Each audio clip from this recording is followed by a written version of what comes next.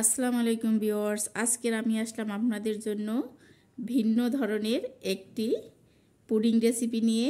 আজকের আমি বানিয়ে দেখাবো কফি পুডিং। সহজভাবেই আপনারা কিভাবে বাসায় তৈরি করতে পারেন আমি দেখাবো আজকের।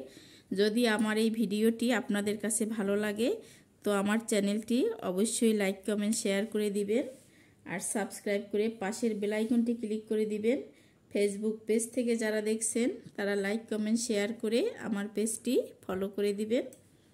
আর এই ধরনের একটা পুডিং যদি আপনারা বাসায় তৈরি করেন তো এর স্বাদ ভুলতে পারবেন না। এটা এতটাই স্বাদ লাগে, আর যারা বেশি কফি পছন্দ করেন তাদের কাছে তো অতুলনীয় লাগবে। আপনারা বাসায় তৈরি করে খেয়ে দেখবেন আর অবশ্যই আমাকে কমেন্টে জানাবেন। এখানে আমি একটা বাটি নিয়ে নিয়েছি আর হাফ টেবিল চামচ আগার আগার পাউডার দিয়ে দিলাম। এখানে নর্মাল তাপমাত্রার পানি নিয়ে নিলাম কিছুটা। এই আগার আগার পাউডারটা আমি মিক্স করে নিচ্ছি।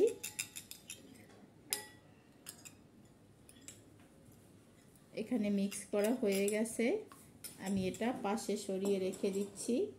আর এখানে আরেকটা বাটি নিয়ে নিলাম।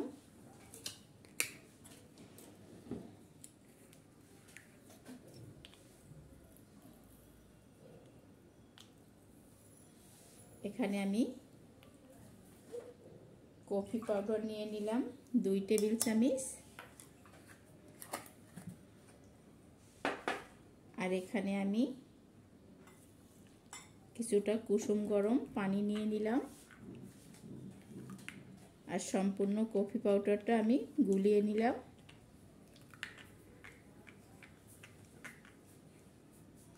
তো গোলানো হয়ে গেছে।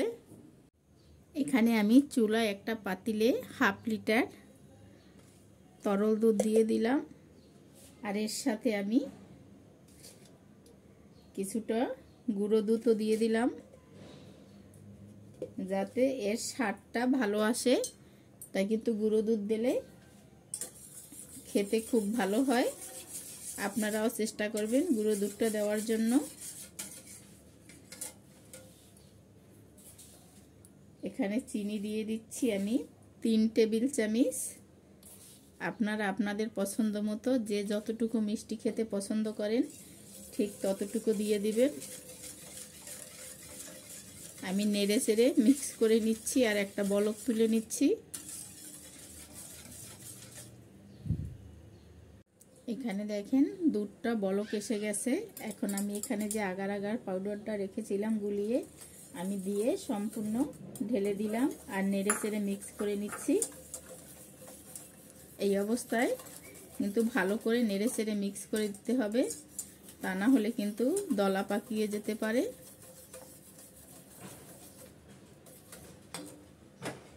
এখন এখানে আমি যে কফি পাউডারটা রেখেছিলাম গুলে আমি এই পাউডারটাও দিয়ে দিচ্ছি। কফিটাও সম্পূর্ণ এর ভিতরে আমি ঢেলে দিলাম। ভালো করে জাল করে আমি একটু বলক তুলে নিচ্ছি। আবার এখানে কিন্তু বলক আসতে শুরু করেছে। এখন আমি 1 মিনিট সময় ধরে একটু ভালো করে জাল করে নেব। এটা কিন্তু 1-1.5 মিনিট আমি ভালো করে জাল করে নিয়েছি। এখন চুলাটা আমি অফ করে দিচ্ছি আর চুলা থেকে নামিয়ে নিচ্ছি।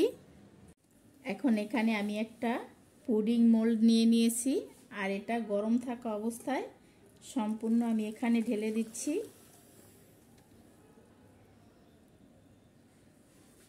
আর এখন এইভাবে আমি রেখে দেব ঠান্ডা হওয়া পর্যন্ত।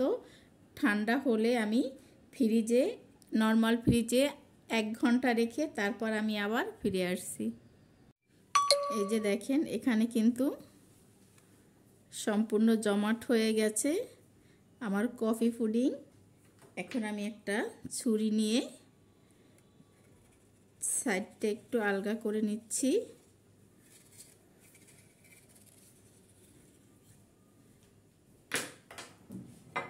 আর একটা প্লেটে আমি ঢেলে নিচ্ছি।